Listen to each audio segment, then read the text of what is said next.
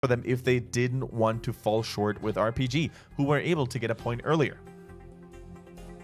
Like you said, look at the hero damage, by the way, 436k compared to 300k. I mean, the MVP here, okay, Uncle D did well, he played reasonably. I was going to give it to Rhaegar, because the fact is, if your team took that much hero damage and you still win the game, then the support must have been doing something right. And you bring up TY on that Rhaegar. I think he had one of his strongest game all season long here on this main support, although he normally is the team's main assassin player. So yeah, the Rhaegar, the cleanses, always on point. The Ancestrals really keeping the front line in good shape. So you definitely could have won the game without Rhaegar, without TY performing so admirably well here. Now, second battleground, we stay in the Diablo theme. It is going to be Battlefield of Eternity, chosen by KT. Look at that. Maps haven't doubled up. You're totally right, Tetra. I think my theory has some merit. I'm so proud of you. I'm definitely going to ask after the broadcast today. But either way, I think theory has some merit. But either way, like you said, Battlefield of Eternity, game number 2 of our second series of the day. And it is going to be good, spelt G, U of an unloud D. All right. BOE it is. And for those of you who are still confused about how that whole map selecting procedure works, as you know, guys, we have a best of 2 double round robin system in the regular season. Theory. No, I'm pretty sure you're correct. Otherwise, there was no way they wouldn't indicate it. And it can't be coincidence that it always worked that well. So I'm 99.99999% correct, or sure that you are correct. Anyways, so that means that the maps that were banned in the previous round, which means a couple of weeks ago, can't be chosen in the second round either. So that limits the map pool quite tremendously, and that is a good thing because we noticed a certain pattern, right? When you have only 2 maps to play, 2 games to play, you would normally play a lot of Sky Temple, a lot of Dragonshire, a lot of Battlefield of Eternity, and then as such, teams like SBT who are really strong on certain backgrounds, they could basically make sure to always play them. And I think the rule change here was basically meant to prevent certain maps from being used constantly, so that teams would actually be forced out of their comfort zone. And ultimately, guys, for you guys out there, the viewing experience is going to be a much better one because we get to see, yay, more maps. Okay, that is quite the start. With only Greymane on the board as a damage dealer, Zoa responds with, and just immediately counters only Greymane with Cassia and Arthas as the first 2 picks. Or second 2 picks, sorry. So are we going to see the Lunara ban now, or maybe a Zeratul ban? Because I think those 2 heroes probably caused most headaches for Zoa, and they're going for a very similar composition to the one that they chose in Game 1. And quite frankly, I think they struggled a little bit, so if they want to have a smoother ride now in Game number 2, Tetcher, I think banning either Lunara or Zeratul as a strict target ban would make a lot of sense. Wouldn't you agree? I think it would be very reasonable. It would be a solid idea behind it. Other than that, banning a support would also be good. Seeing as, oh no, sorry, they already have it. They don't have that support yet. That was my bad. Wrong team. Because KT already did ban the support. It's going to be Hanzo. They're going to ban range damage that isn't as susceptible to the blinds and the attack speed slows of Arthas and Cassia. So that's fair enough. They're just removing the less usual ones. But I think this could be just responded to by a safe mage, and you're going to have a pretty reasonable time. Right now, as much as I would hate to say it, I would save my second damage dealer pick. Yeah. Because depending on what support your opponent picks, there is a very good chance to go something like Kel'Thuzad, something super risky. Oh. Now, the thing is, of course, keep in mind, Tetra, we're playing on BOE. I'm not sure if KT, Kel'Thuzad, would get a lot of value there. But yeah, we go for Thrall and Malthael. Yeah, okay, stacking-wise, it could actually be true. Like, stacking-wise, he would have a wonderful time because when the Immortals are up, both teams are shuffling and skirmishing around them. You know, you would have a large probability of actually hitting enemy heroes all the time. So I agree with you there. But they have gone for both their damage dealers straight away. Their solo laner, with Sonya not even on the field, they commit to the Malthael, and that's reasonable in this map. Percentage damage against the Immortal is wonderful. Yeah. And we do see the Thrall coming in. This is the only map where I personally think with Crash Lightning he still works on. And seeing as he's probably not going to be in the solo lane because of Malthael, he's going to be able to go for it. Now, Tetra, they willingly are picking 2.5 melee assassins. Greymane I only count as one. 1/2 melee assassin. Blinds. They're picking them into Arthas, who's the strongest warrior against multiple melees, right? And then they also now pick Artanis, which is amazing. The blinds against Thrall and Greymane and even Malthael to some extent could actually have some decent value. Artanis, of course, further providing the additional racing potential for the Immortals. We actually saw what Medivh Artanis could do yesterday. They're turning Artanis into this unstoppable killing machine in the backline. So I like what Soa has here, despite the draft looking a little bit more exotic. As do I. I mean, Artanis, we've seen him gain great value on this map in the past. It won yesterday. Yeah, yesterday. I was about to say past few weeks, days. Couldn't remember which, but you're right. Yesterday is when we saw it, and it was really good. The Immortal race is hugely in favor of KT until they get blinded and slowed and all that kind of stuff. Yeah. Soa wants to fight. Sorry, I don't know why I went Irish in the accent there for a second. That was a weird delivery. But yeah, Soa wants to absolutely fight, but KT will get advantages out of that. Stacks on the Thrall. Stacks if we want to go for them on the Malthael. Stacks on the Greymane if we're some duelist. They're going to be running into a team that's going to get stronger the longer the fight goes on. What? I know Twitch chat is probably having a couple of giggles about Artanis right now, but I am liking the draft that Soa drafted and tailored here because it reminds me of yesterday, and yesterday they looked so strong with very similar hero picks. Now, I'm probably going to assume that TY plays the Rhaegar again, and if he's able to protect his teammates, they're going to just slice and rend their way through what KT has. KT, speaking of them, we have Hope on Thrall, Kaitu on the Myrddin, TWT on Malfurion, Licia is playing Malthael this time, and Zizim on the Greymane once again. And on the right-hand side, to see if our theory is correct, it is going to be Soa with Faye on the Artanis, Uncle G on Medivh, TY on the Rhaegar, Klong on Arthas, and Sorry playing the Cassia. So yes, either Uncle G is swapped off support, or he is the Medivh guy. Yeah. All right. Okay. So this is... I immediately disagree with a challenge choice here. I mean, I know they want to fight, and I know they probably want to fight grouped up because Arthas, charge strikes could be huge there, especially seeing as the amount of blinds they have. But the poke potential would give them such a good engage tool against KT, who are going to who have already much better poke than them.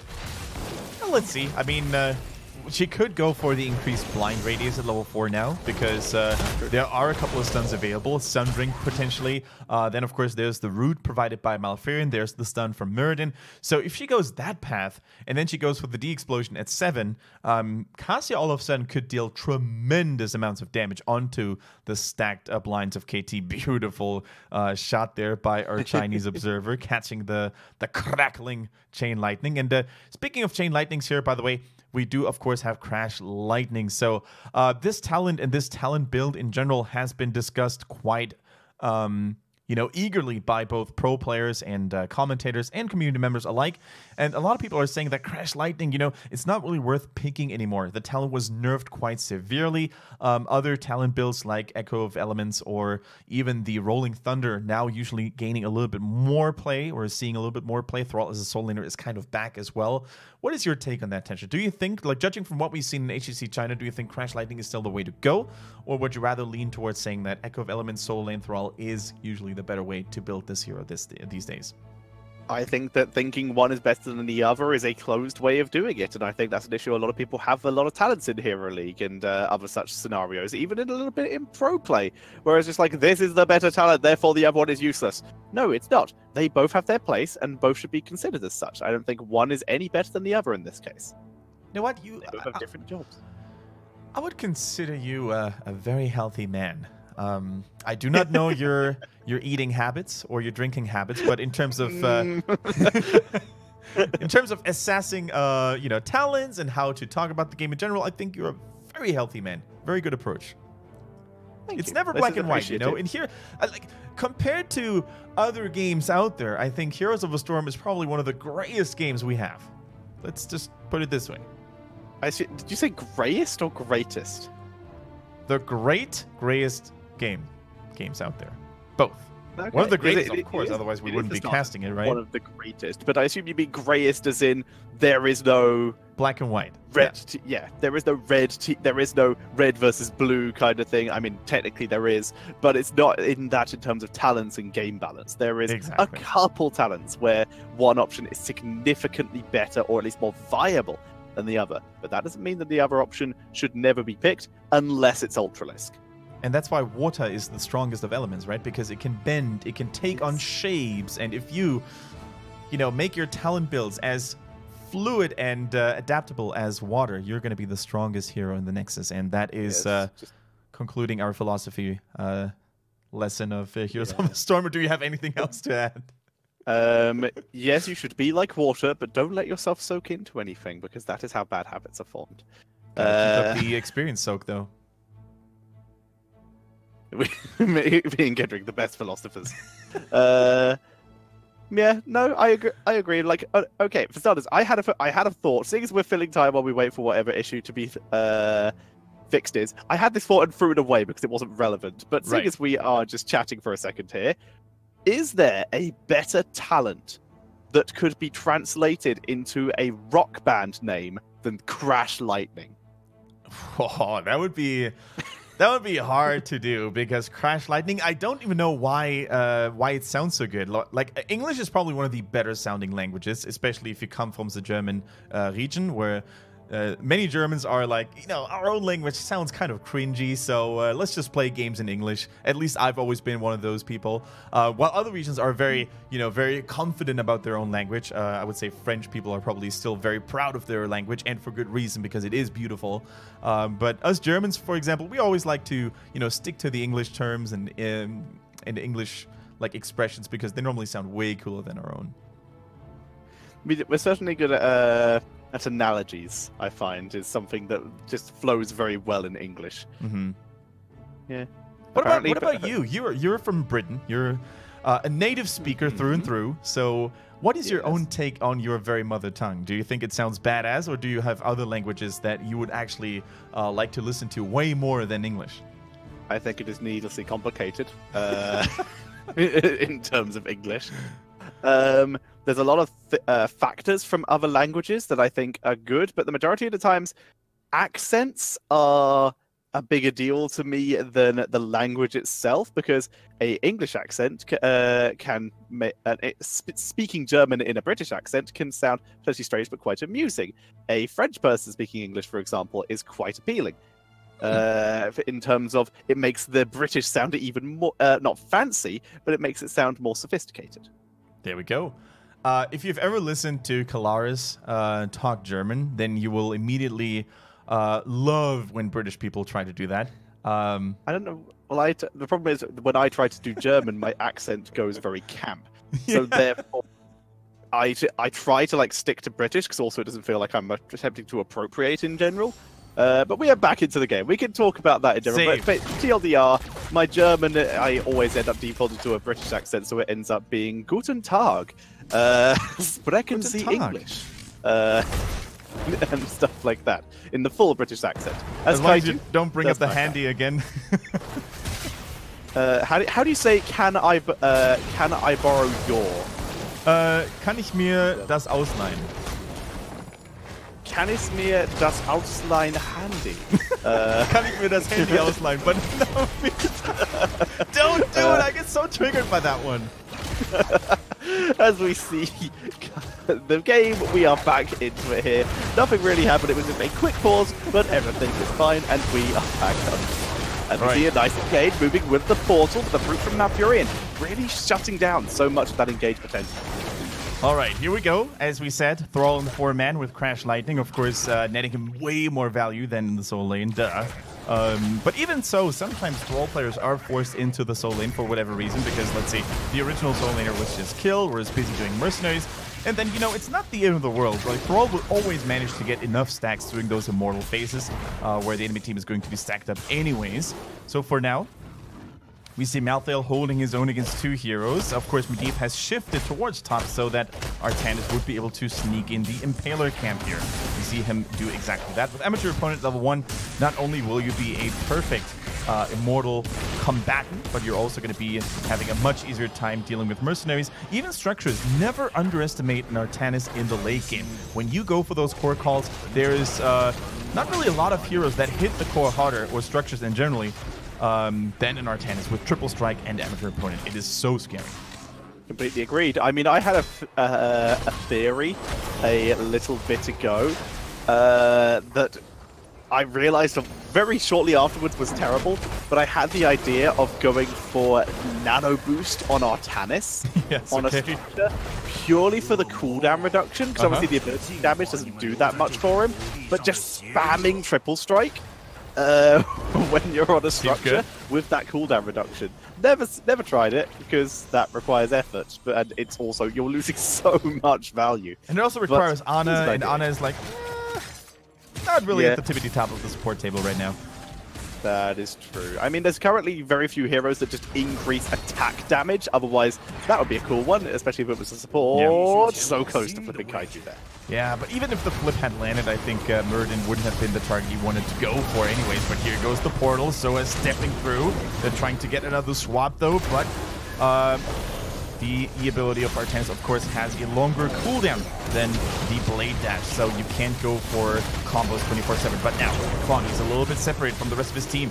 Everyone is dropping fairly low in HP, and I'm not sure if Soa has what it takes to defend this team, but they took so long to really, finish that Fallen Shaman camp. They were so low in HP, so this was just a very bad timing, I would say, for Team Soa. They arrived to the Immortal way too late, and now they're all dropping so low. The portal was actually used in a weird angle as well, so they can no longer escape. Sorry is probably going to fall here as well, with Greymin and Thrall bouncing on her. And this was just a disaster for Team Soa. That is a very healthy Immortal in favor of KT.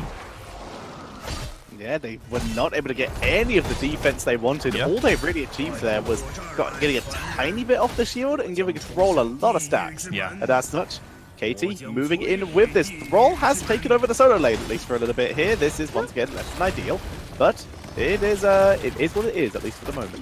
It's going to be fine, I guess. I mean, sure, Thrall is probably a better sieger in general because of higher auto attack damage onto structures than Malthael. However, Malthael, of course, offers a lot of poke, and he offers a lot of pressure onto those main tanks here, like Arthas, for example. So Arthas all of a sudden won't be able to defend nearly as efficiently as he otherwise would have been. Now Kaiju, on the other hand, needs to be careful, dodges the Howling Blast with great ease. And aren't they going to get this fort? That would be a big success already. One more swipe. Oh, the minion, the hero minion. What a guy. Give him a promotion right now. Unfortunately, he's going to be promoted in death. His paycheck will be sent to his family. I'm just joking, these minions don't have families. As we see KT burning down the mercenary camp. I'm pretty sure in the lore that it was stated that they were like soulless, just soulless things that were just summoned. As we see the mercenary camp being contested here and successfully invaded by Team Soa.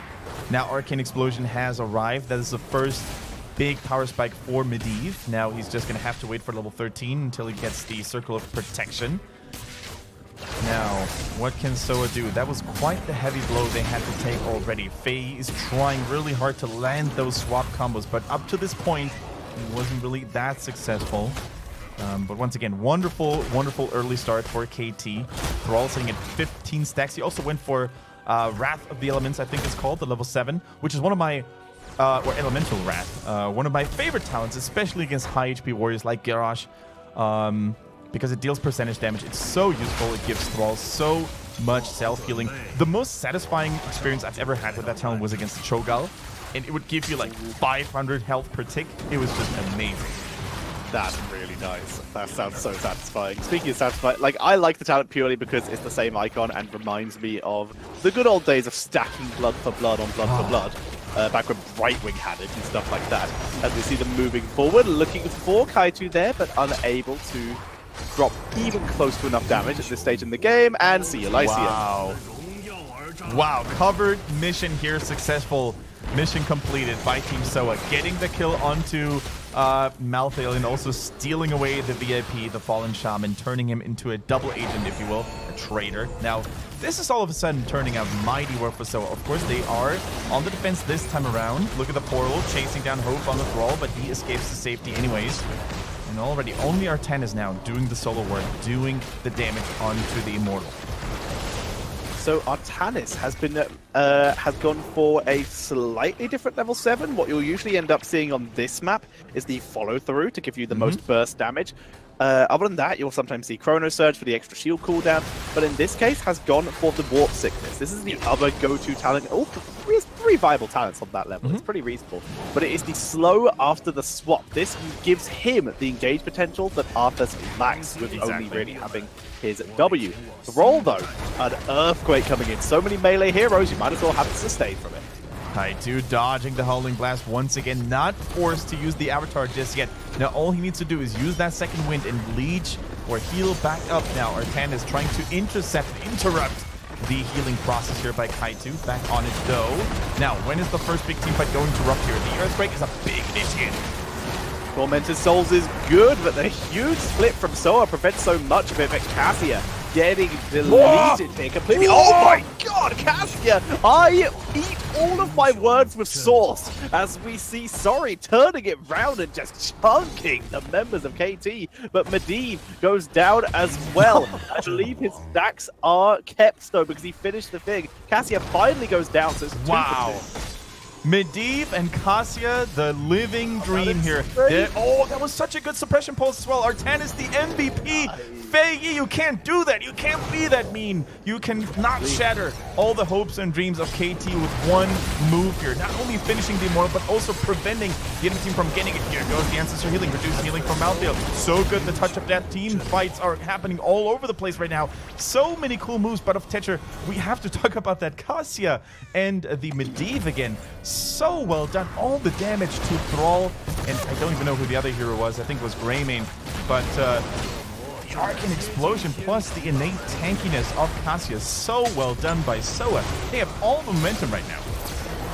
They move forward through the portal. Ball Lightning taking out Malfurion, looking now for Muradin as he tries to buy some time, but instead he is also forced back, dropped to half health. The Immortal, as you saw, it had basically no shield because that race came down to the wire, but they were able to grab the fort. That's a big chunk of XP for Soa, and it's comeback XP for Soa. Yeah, it's comeback XP, as you said. KT had been having the lead for such a long time in this game, so as such, the tactical feeding process was completed. New Protoss technology unveiled the smartest course of action, and I think Fei definitely bought so much time for his teammates and the Immortal to really destroy that bottom fort.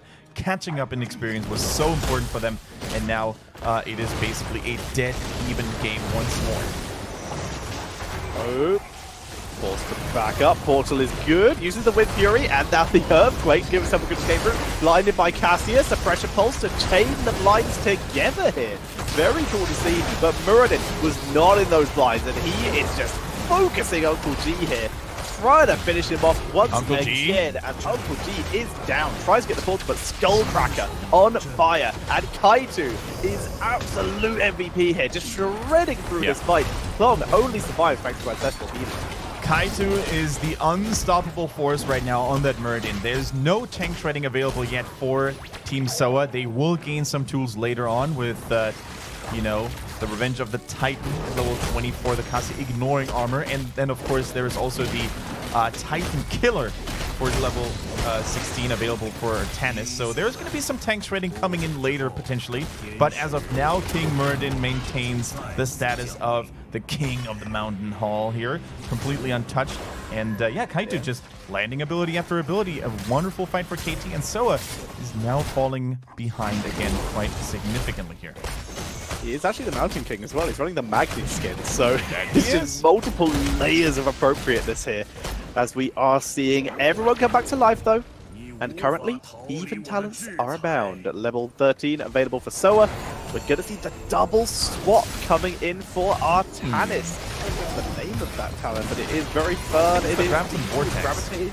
That is the one. To be able to flip 2 different heroes and reducing the cooldown. Yeah, he's trying to go for those combos. And now the cool thing about Gravity Vortex is that you can now have Blade Dash and your E in perfect synchrony. They're going to share almost the exact same cooldown, so you can always have a combo in unison. Now, Muradin, look at him. He does not mind going in very deep. He has the self-healing tools available now with Healing Static. Fei desperately trying to get one of those swaps in, but already the halftime show in favor of Team Soa, which is very, very important to them. But look at those Crash Lightnings as well. The Curse Bullet not getting the most of value here. This was already low in HP, but the Crash Lightning is going to crackle and tackle the enemy team quite heavily now. As we see, Klong tries to find Kaitu, but it's Kaitu, so as such, he's able to walk away, warp style. Mercenary camp at the top lane getting value for Team Soa. Keep pushing in unless it's dealt with, so as such, Soa tries to do something. There's the swap onto the Malfurion, who eye-focks immediately.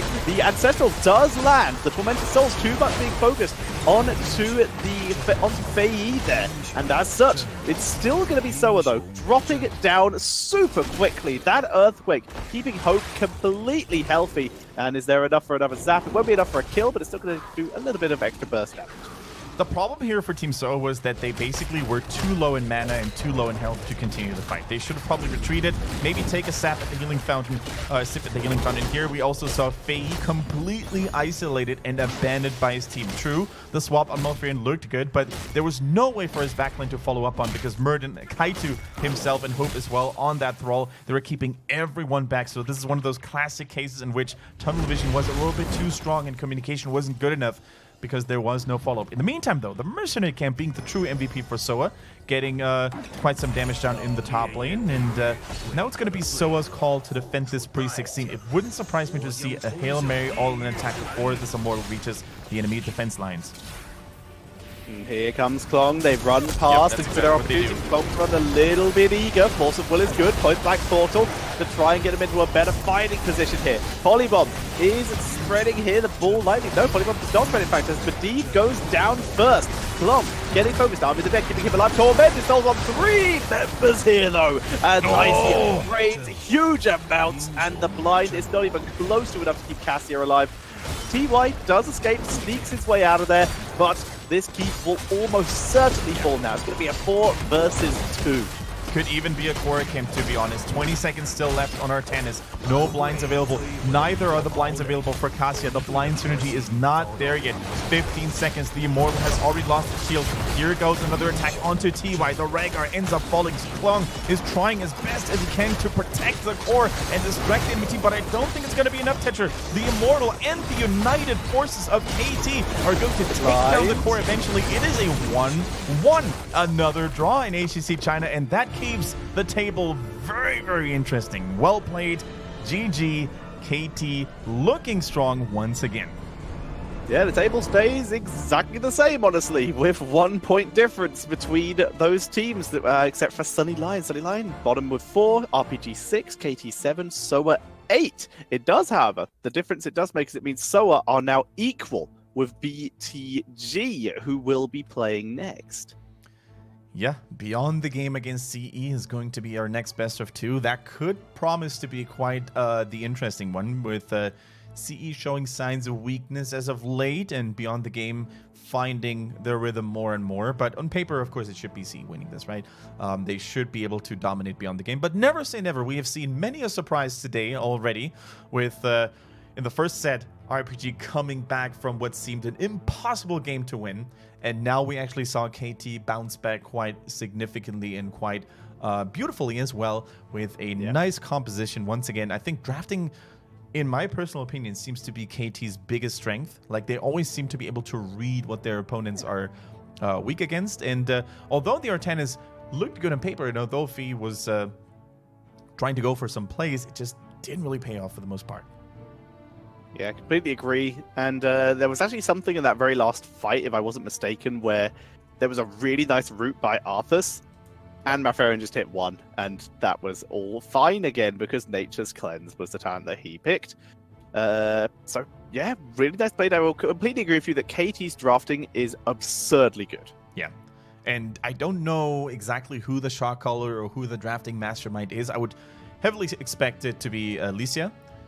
Simply due to the fact that he's the most experienced player in the roster. Yeah. So if he ends up being the main drafter for the team, then thumbs up to you, Alicia. I think you're doing a wonderful job. And KT is a team that I would love to see more from.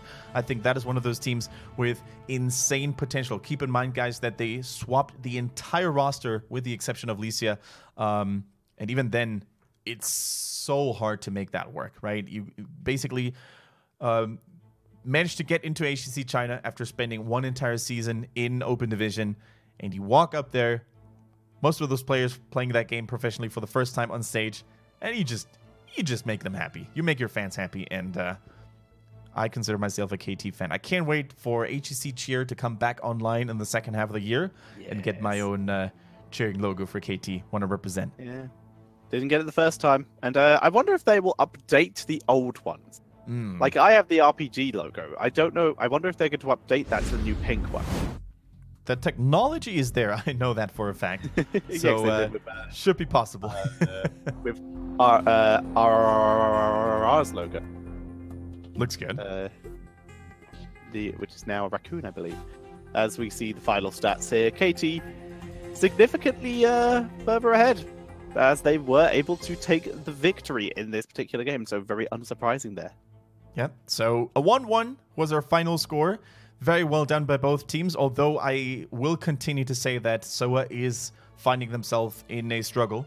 They certainly had higher hopes for the course of this season. Now, let's not forget about the fact that one of the strongest players, Molly, was taken away by SBT. Not really abducted or anything, but it was just a transfer made with both teams' agreements, obviously.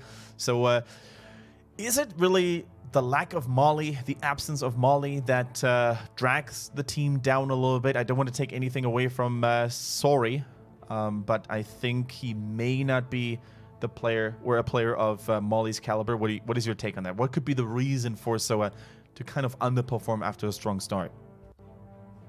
Not entirely sure, because once again, it was a strong start this season as well. I think Sori is a fantastic assassin. Like, maybe not on the flashiness level, but I think it is just perhaps a comfort issue.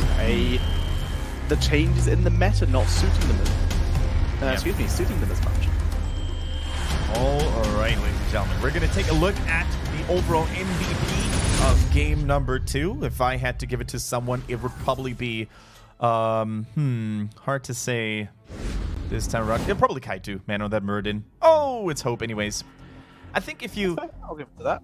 Yeah, if you take a look at both games combined and how well he played in game 1 on the Lunara and now how solidly he played on the Thrall, he's a fine MVP to choose. So, well done, Chinese Jerry. He did almost a quarter of his team's 0 damage. It was pretty effective. He stayed alive so well. The Earthquake was such a huge deal in the engagement opportunities. I agree. Well deserved on that one. Here we see Noxley helping us check out some of the fights from the first game. Replay breakdowns here. Sonya in the top lane. This is the fight they won 4v5, if I remember correctly. Now, look at how this team fight is going to start here. Once again, keep in mind, Sonya, now marked on the minimap as well, is not part of that team fight. So it's literally a 4 versus 5 in favor of KT. Now, they initiate that team fight very separately, and I think that is the main crux, the main issue, and the main reason why SOA was able to retaliate. Now, they want to engage on Sori with that variant charging in Kaitu here. Looking good. Hope also trying to help, and here goes the Polybomb. Completely whiffed, you would say at first, but it keeps Lunara away and manages to, find the rhythm. Now, a one-man VP. It should have been the other way around, Tetcher. They should have gone for a 3-man VP and then kill the isolated target instead of doing it the other way around, don't you think? I would completely agree. Being able to isolate multiple targets and then blow up, even though that single target in this case would be a Medivh, it would be a little harder to burst someone like that. But Rhaegar is now in position. He's uncontested. He can land or attempt to land the Ancestral onto the Medivh here, and that's the big issue. You have not isolated the correct target, and unless Varian or someone else can interrupt the Rhaegar, which they can't, because Malfurion does not have Twilight Dream. Yeah, and that is another big issue, right?